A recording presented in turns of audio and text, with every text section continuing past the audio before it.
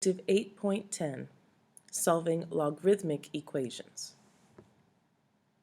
In this objective, we are again going to take a look at solving equations, but this time we are solving equations that have logarithms in them. And there are again two basic approaches to doing this. One is based on having logarithms on both sides of the equation, and one will be based on having it on one side of the equation. So slightly different approaches depending on where the logs are in your equation. So let's take a look at our first example. In example 1, we're looking at a situation where we have logs on both sides of the equation. Now first, let's just think about this for a second.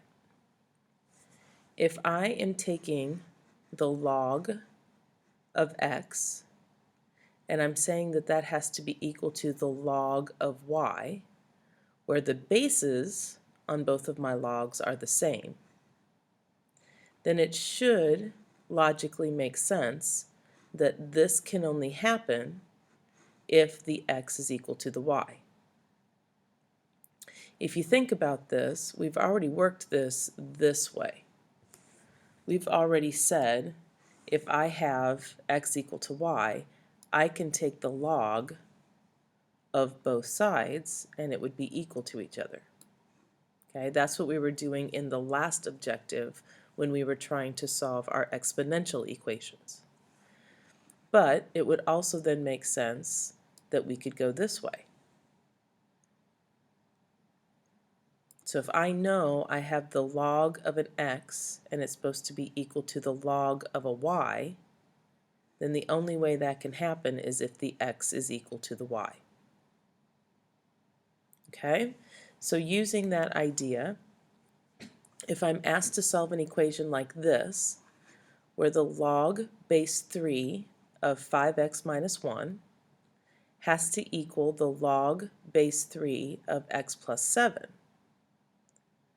Okay, so we're taking the log of x, this 5x minus 1 is like this x right here, and we're saying it has to equal the log of this y, this x plus 7. And because both of my logarithms have the same base, that means I can simply set these two parentheses equal to each other. Excuse me. So in a sense, you can kind of say that you're de-logging each side. Because it's log of something equals log of something, those two somethings have to be equal to each other. And so that's what we're actually going to solve. So now I can add the 1 to both sides, subtract the x from both sides, divide both sides by 4, and we get x equal to 2. And if we just do a quick check here, substituting the 2 in for x on the left side gives us 5 times 2, which is 10, minus 1, which is 9. So I get the log base 3 of 9. And substituting 2 for x on the right side gives us 2 plus 7, which is also 9. So again, log base 3 of 9. Those two are the same, they are equivalent, and 2 is our solution. Okay, so having logs on both sides is usually a pretty simple process. You're just going to take the two somethings that you're taking log of, set those two equal to each other, and solve from there. Okay, now what if we just have a log on one side of the equation? For example, taking log base 5 of 3x plus 1 and saying that that has to equal 2. What do you think we would need to do to make this one work? Since there's no log on the right side, we can't just set the somethings equal to each other. That's not going to work in this case. So what would work? Well, this is actually a situation where we need to go back to the definition of a logarithm, and we're going to rewrite our log as an exponent. Okay, so go back to those first objectives that we talked about. How do I rewrite this logarithmic equation as an exponential equation? That would mean taking this 5, raising it to this power, so 5 squared, and setting it equal to this binomial, the 3x plus 1. Okay? By doing that, we're getting rid of the logarithm, and we're working with just numbers now that we can actually simplify and work out. So now we solve from here. Our 5 squared is going to become a 25, and then we subtract the 1, divide by 3, and we'll get 8 for our solution.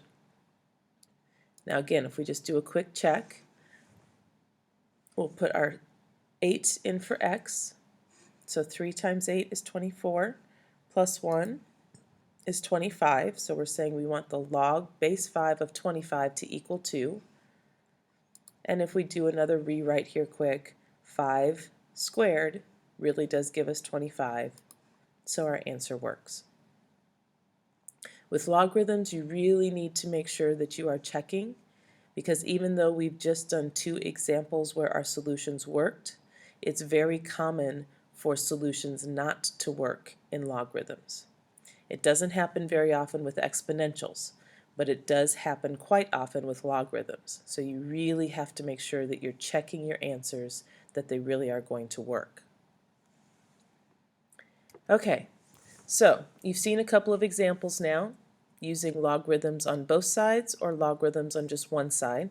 Why don't you try a couple now, see if you can work these out. Go ahead and pause your video for just a moment while you work, and then come back when you're ready to check.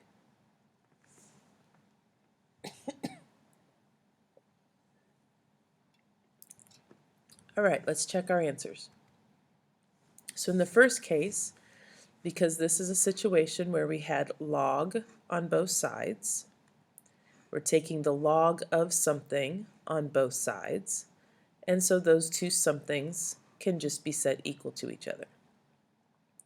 Now one of those somethings was x squared. So that now makes this an a quadratic equation, not exponential. This is a quadratic equation. So now our brains have to flip into quadratic mode to solve this out. So hopefully you remember that with quadratics, we have to get everything to one side. So we subtract the x and the 2 to get everything equal to 0.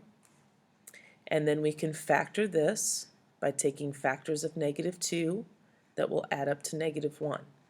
So x minus 2 will be a factor, and x plus 1 will be a factor, which means that our solutions would be x equals 2 and x equals -1.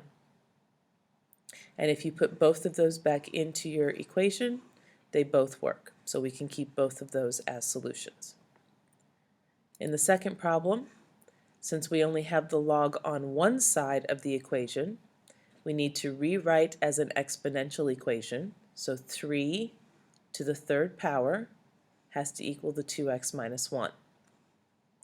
3 cubed is 27, and then we add 1 and divide by 2 to get x equal to 14.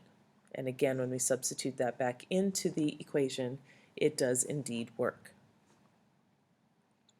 Okay, now let's look at one more example here. We're still dealing with logs on one side of the equation, but notice that this time in my equation I have 2 logs on this same side. So it's not just a single log that's over here on the left. I actually have 2 different log terms that I'm adding together. So we have the log of 5x plus the log of x minus 1, which we want to have equal to 2. So how do you think we should make this one work? Well, since we know how to do the equation with one log on the left side, it would be great if we could rewrite this left side as a single log. And that's where our properties come in.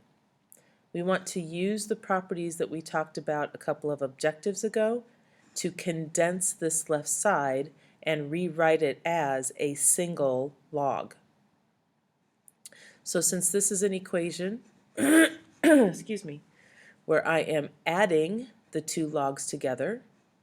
That means I can rewrite it by multiplying the 5x with the x minus 1 and make it a single log.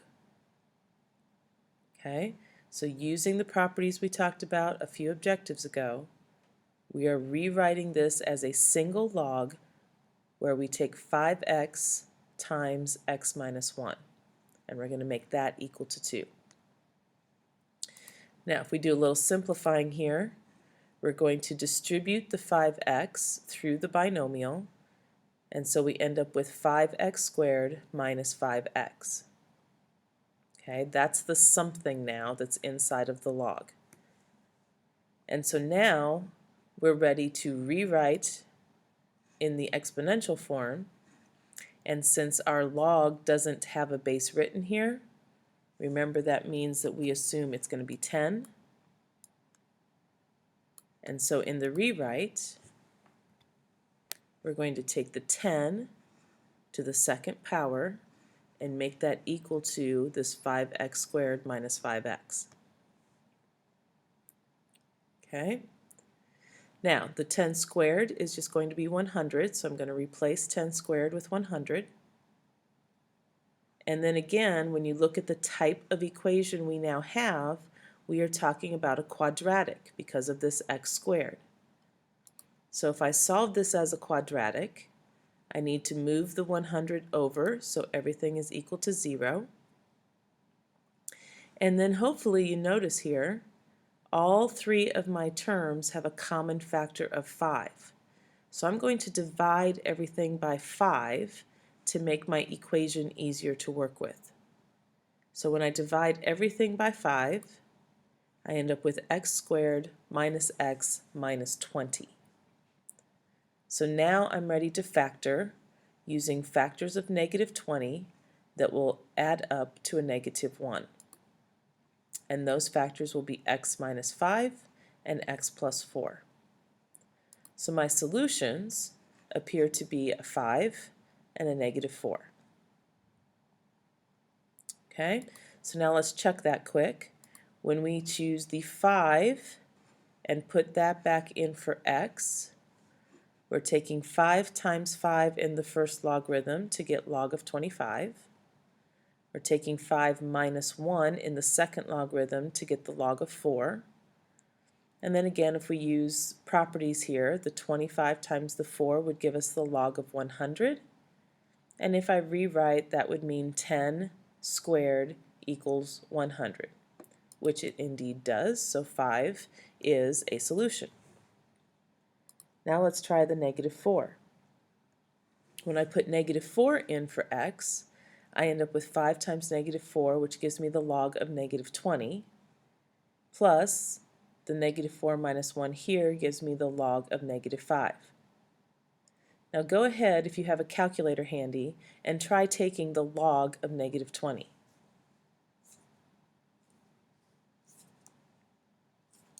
If you've just punched that into your calculator and hit enter or equals, you probably have some sort of error message on your window right now.